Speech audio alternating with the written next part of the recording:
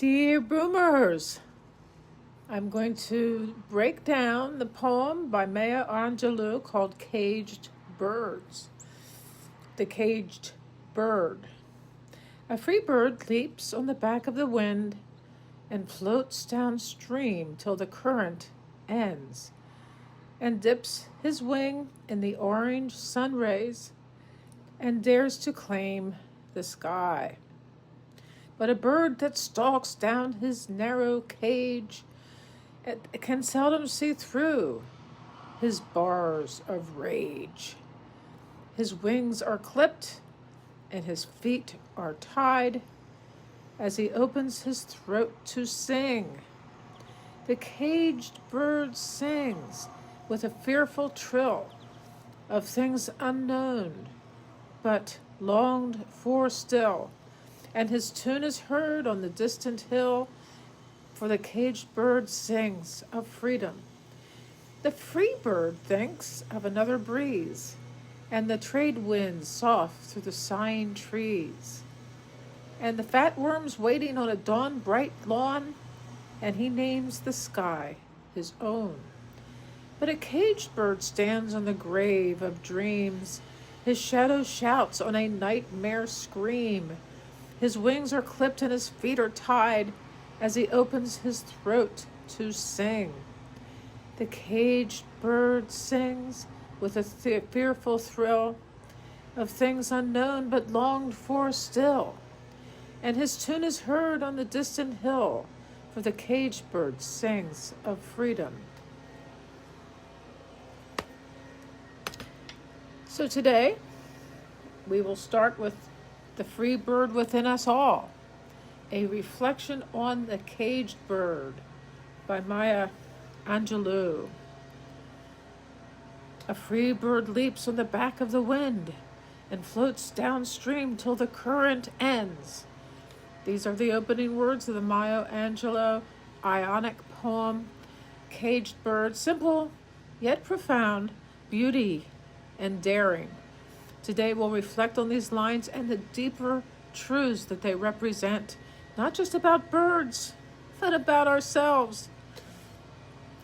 So, a bird that glides effortlessly over a wide expanse of sky and wind rustling through trees, the free bird leaps on the back of the wind.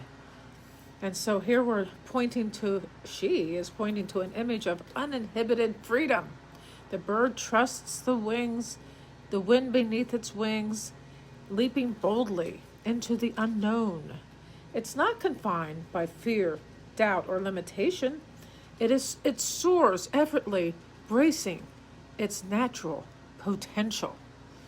What would it mean for us to leap on the back of the wind, to release our fears and trust in life's unseen currents? For some, this might mean pursuing a dream. For others, it might mean breaking free from societal expectations or self-doubt. Freedom looks different for each of us, but this essence is the same: courage, trust, and an open heart.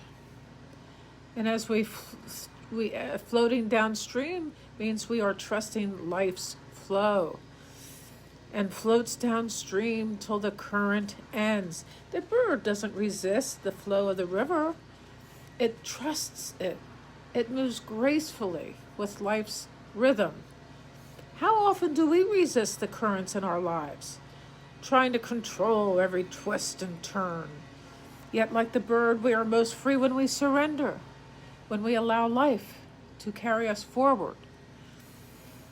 Teachers like Thich Nhat Hanh, the Buddhist monk who we at one time, I followed him for quite some time, he tells us to embrace the present moment at all times. And so does Joe Dispenza. As soon as our mind wanders, we bring it back to the present, eternal moment, and to float rather than to fight. In doing so, we find that even the smallest streams can lead us to profound peace. And Thich Nhat Hanh lived in Vietnam during the Vietnam War, and he was targeted so many times until he had to escape. So it isn't like he was just sitting somewhere thinking nice thoughts. He lived this. He lived it. And so did Maya Angelou. The bird dips his wings in the orange sun rays and dares to claim the sky. This is not just an act of beauty. It's an act of bravery. The bird doesn't merely exist in the environment, it interacts with it. It interacts with her environment. It dips its wings into the sun's light, taking ownership of its place in the world. To dare to claim the sky is to embrace our own power, to step in the fullness of who we are.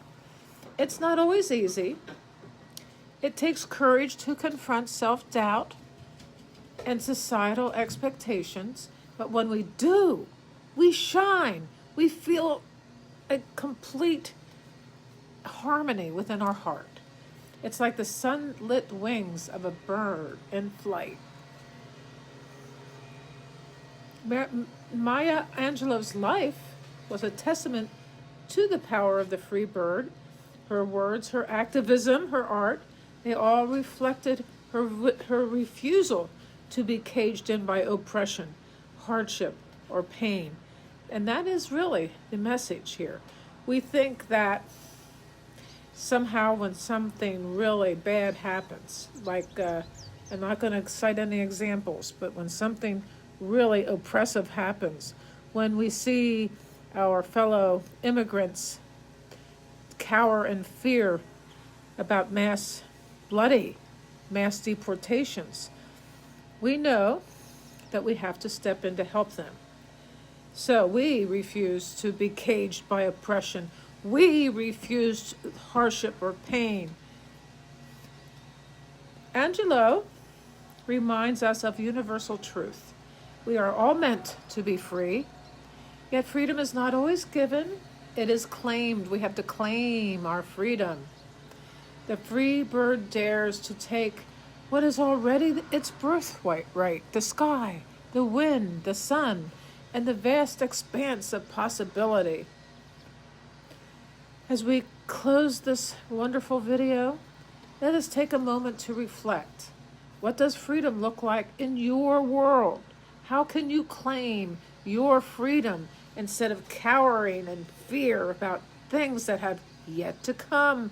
Instead, why don't we embrace the freedom that is possible for ourselves as we move forward, instead of visualizing the terrible things that may or may not happen. But if they happen, we have created an inner reservoir to help other people along the way. So what are the cages in your life? Are they visible or are they invisible? What holds you back? And what would it mean to dare to claim the sky? So write it down, meditate on it, let these questions guide you. And remember the free bird's lesson: trust the wind, embrace the sunlight, and dare to capture what it is that you need to do to be free in this lifetime. So many of us do not take that opportunity. We do not. And in the message in this poem today, it's not just us reaching for freedom. And in fact, the Buddhists say we can't be free unless everyone else is free. This is a